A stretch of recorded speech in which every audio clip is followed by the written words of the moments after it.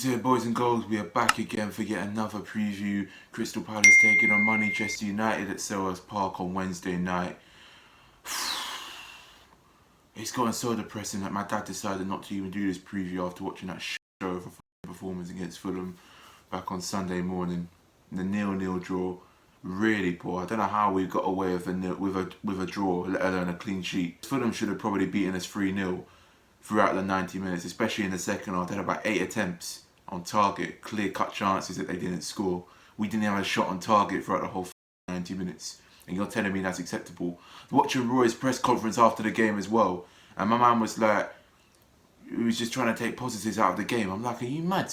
We didn't have a shot on target against Fulham, who are in the bottom three, have been poor all season, have only recently started picking up their form over the last couple months and that. And you're telling me that was a positive performance? You should be ashamed of yourself, Roy, for just, putting the team up there to park the bus throughout the whole 90 minutes. It's like he even told them at half time, don't attack, just sit back. We didn't have an attempt, and then when we did try and get forward, we still couldn't bloody pass the ball properly into Fulham's half and that. We couldn't even get out of our own half hardly throughout the 90 minutes. It was disgusting, it was despicable, it was horrible, boring and humiliating to watch. It feels like a defeat. That's how bad it is, but we somehow managed to get a 0-0 draw against a Fulham side who actually have been doing well recently. But overall, they're going to be kicking themselves not to get the 3 points. I mean, and we're just something else right now. We're just like non-existent without Zaha. With Jack. One win in our last 4 games without Zaha against teams like Leeds, Burnley, Brighton, which I don't know how we won that game because we only had 2 attempts on target and out of luck we scored them both. And most recently the 0-0 draw against Fulham. Only scoring 2 goals, and it's just really same old Palace this season, same old problems, Just being a bit lightly headed up front as a team, not functioning, not having each other's backs. Yet again, looking like a bunch of individuals, something I thought we improved on against Brighton and that. And then we come back and play like that against Fulham. I mean, going into this game, Man United are going to absolutely crucify us. Got a load of injuries in McCarthy. I don't think he's going to be fit for the games. Zaha's definitely out. Schlupp's still training and he's not fully fit. Nathan Ferguson, same situation. James Tompkins and Mamadou Sakho are injured. Do you know what I'm saying? Klein's recently got injured as well. He's a doubt for the Man United game, a bit of a 50-50 apparently. So I'm really not confident. I look at the players. Bruno Fernandes, Rashford, Martial, who else? Greenwood, players like that. And I look at our team, they're going to absolutely give us the run off the park, Man United. They're just going to walk through our midfield like hot knife through flipping butter, which is what everyone's predominantly been doing this season every time they come to Selhurst, even in our away games as well. So overall, it's the same problems for Palace, not learning from our mistakes and just getting punished at the end of the day and not getting the results and the points we bloody need to stay up in the Prem. Because if we don't watch ourselves between now and the end of the season, we could really get dragged into the mire. And that's what really worries me overall. We also really need to change our tactics against Manchester United. In our last 4 games, 8 shots on target. In our last 4 games, forget the attempt. I'm talking about the efforts on target leading to goals, leading to glory. Nothing there apart from them 2 goals against Brighton. But 8 shots on target. Last 4 games, 8 shots on target. It's embarrassing, man. It's shocking. It just shows how weak the team is, how lazy we are. Roy hasn't got a plan B as usual. There's nothing. I mean, I was looking at the game the other day against Fulham. We could have brought on Mateta. We never brought on Mateta. He took off Eze, who, he's been really poor recently. He didn't have a good game against Fulham. I forgot if you were neutral watching that, you would have forgot the man was even on the pitch. But he took off an attacking midfielder for a defensive midfielder, and the score is 0-0 with 12 minutes to go. We could have gone and probably won the game and caught Fulham out, but you're just being too negative, Roy, and just sort of like sitting back again, just like, playing it so safe and that. Paying these teams too much flipping respect. It does my head in. I could have done fan reactions afterwards, for God's sake, but I chose not to because it was so depressing. There was no point. It would have been the same thing we're talking about, and we've been moaning about all season. It gets boring after a while, you know what I mean? They're not going to sack Roy right now. They're either going to do it at the end of the season or God knows when. Because right now we don't even know if we're going to be staying up and watching Premier League football next season and that. When hopefully all the fans can get back into the stadium. Before we get on to Manchester United, I'm just going to, players to really watch for in that. Bruno Fernandes, 22 goals and 12 assists. Marcus Rashford, 18 goals and 9 assists. Martial with 7 goals and 5 assists as well. Scott McTominay with 7 goals and 1 assist as well. He's had a really good season goal scoring wise, and he's always been a consistent man, throughout the midfield. He's a very good box-to-box midfielder. he either causes a lot of problems. I believe Manchester United are without Cavani and Paul Pogba, but I mean, I look at the other players they've got, for God's sake. They've still got players like Juan Mata, Donny van de Beek to replace them in it, do you know what I'm saying? So, I mean, you've got them two players on the bench, the experience and the quality is there for them, do you know what I mean? Anyways, I'm not going to talk too much about Man United, as I've got a Manchester United fan, shout out my guy Jude, and that he's going to, you know, talk a bit about the Manchester United team and what are his thoughts and his predictions going into this game. Big game on Wednesday. Manchester United versus Crystal Palace.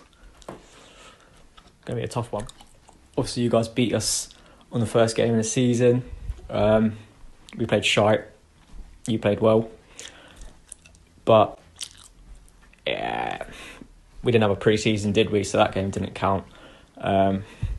Feel bad for Palace because you guys have got good attackers. Zaha and Eze especially. And I feel like with a better manager, you'd probably be near the top half of the table. But you've got Roy Hodgson. I want Ollie to start Van der Beek. He doesn't get enough game time. I think him and Bruno would do well if Palace sit back. Score prediction, I'm going to go 3-1 United. Okay, so as usual, we're going to do the team lineups right now. Now, obviously, yet again, we've got a few bloody injuries piling up, and I'll be honest with you right now, I'm kind of limited, as I always am, for the last couple of, well, as I've been for the last few weeks, with the amount of players I can pick and choose. And goals for Vicente Gaeta, I'll be real, if it wasn't for him against Fulham, we probably would have lost that game by 2-0, realistically. Made some really good saves, kept us in the game, you know.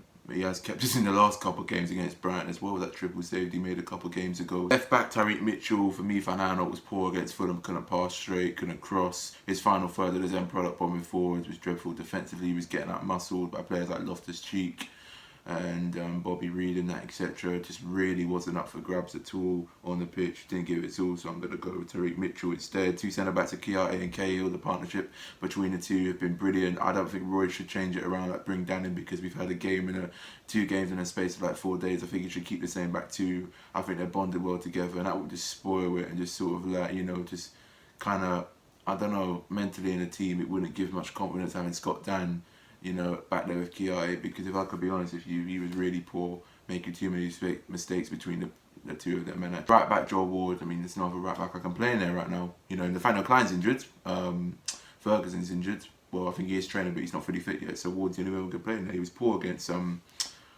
Fulham, but who else have we got? Two midfielders of James McCarthy and Riedewald. I have dropped Luca. Gary Kay will be our captain, which I probably should have said a minute ago, but you know that now anyway. So I'm gonna put James McCarthy in. I think this game suits him. He had a good game when we last played United, and obviously did beat Manchester United by 3-1 back in late September. It's the second game at the beginning of this season, so it's a very good win. When Zaha got the double, he had a really good game. You know what I mean? I think him and Riedewald together, you know, it suits us against Man United. I mean, one's got a bit of pace, one's very more of a solid defensive midfielder. You know, he knows his game, and he didn't do that bad coming on against Fulham as a substitute and that. On to the attack right now. On the left, I've gone with Townsend. On the right, I've gone with Ayew. Eze in his actual role for once, which I think he did play against Fulham, but he was still poor. But what choice have we really got? I think Roy will play him anyway, because of his experience in the recent games and that for Crystal Palace. Just hope he doesn't get substituted again. So, yeah, he needs to really have a good game. Ayew as well did alright-ish. But, you know, he just needs to sort of be a bit more quicker and just stop giving away stupid free kicks. Jordan Ayew. Townsend did alright. Do you know what I mean? Some of his crossing was good. It's a shame we didn't have a centre forward who could put in the net properly. Up front by himself, Mateta should never have been dropped against Fulham. He was on the bench, didn't even come on. I mean, how are you dropping a man who scored against Brighton, for God's sake, and then you're just going to all decide to drop him against Fulham out of all teams? He's got a bit of pace, he has something about him, and all. Just to make his confidence just drop, I'm going to put him on the bench. That's just a Roy thing for him to do. That's just such a Roy thing. Just, you know, a player scores a brilliant goal and he just drops him for the next game like a complete muppet, man. Do you know what I'm saying?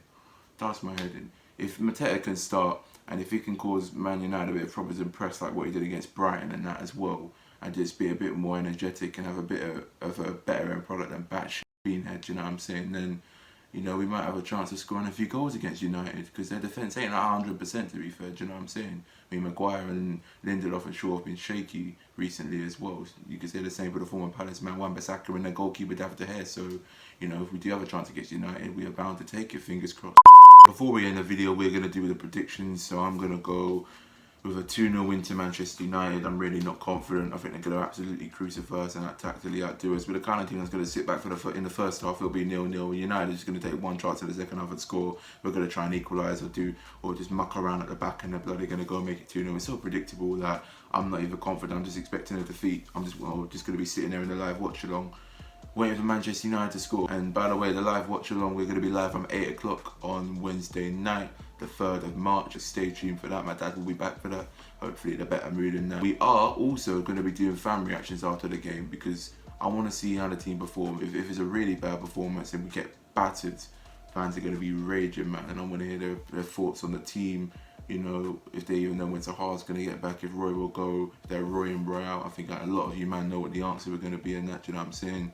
But real talk though, let's just get a few fan reactions after the game as well. It should be out probably a few hours after I've done my watch along, depending on how the result goes, do you know what I'm saying? So all you gotta do is DM me on Instagram. You have my number on WhatsApp or whatever, you have my number, but just DM me a 2-minute clip on my Instagram, and yeah, that will be done and sorted quick for the video. And we are gonna end the video right now as well, so make sure to like, share, smash that like button, click that bell for notifications, even subscribe. Why don't you? Road to 2K subs by the end of the year, you done know. So yeah, stay tuned. Instagram, Twitter and Snapchat will be in the link in the description down below. Make sure you comment as well, thoughts and predictions going into the game.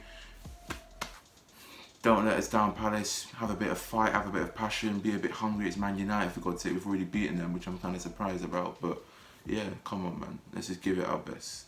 In a bit.